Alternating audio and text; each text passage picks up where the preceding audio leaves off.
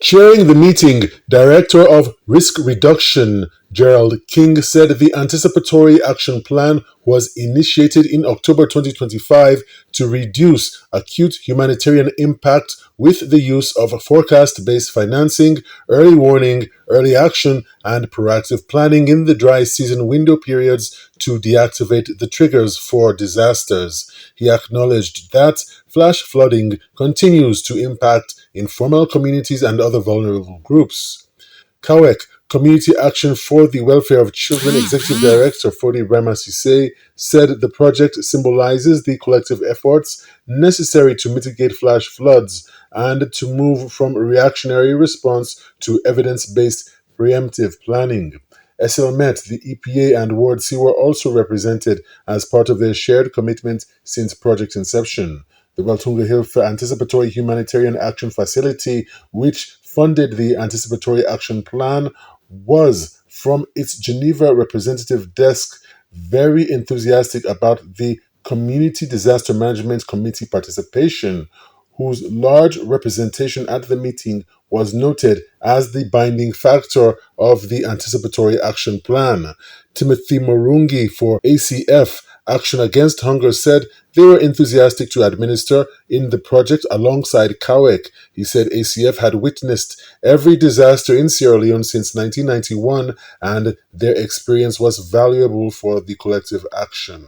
Ndma Director General John Vandy Rogers said disaster risk reduction is now on a new pathway from disaster response to disaster preparedness. He said the Anticipatory Action Plan builds on World Bank interventions in Malawi, Mozambique, and Ethiopia, and Sierra Leone must not be surprised by the evidence of flooding as a local and transboundary occurrence of either human-made or natural factors. Anticipatory action planning, he said, can be very useful to contingency planning and a learning document for emulation by communities and integration into all levels of disaster planning.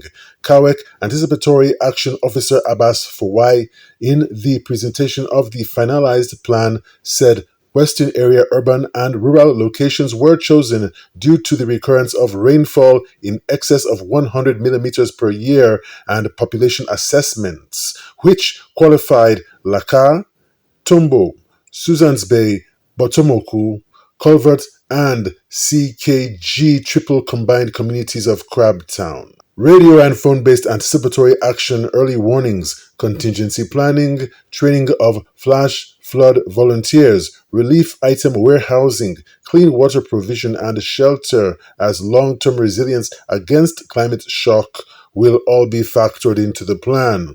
As the Flash Flood Anticipatory Action Plan was validated and presented officially to the National Disaster Management Agency, the 2026 rain season will be a test case for the culmination of community, government, and relief partner efforts. We are here to support government as we are not parallel in development. We are here to support government to complement the efforts and make sure our citizens are well taken care of. Thank you very much, and we look forward to continue working with you in the area of mitigating flood in this country. Thank you.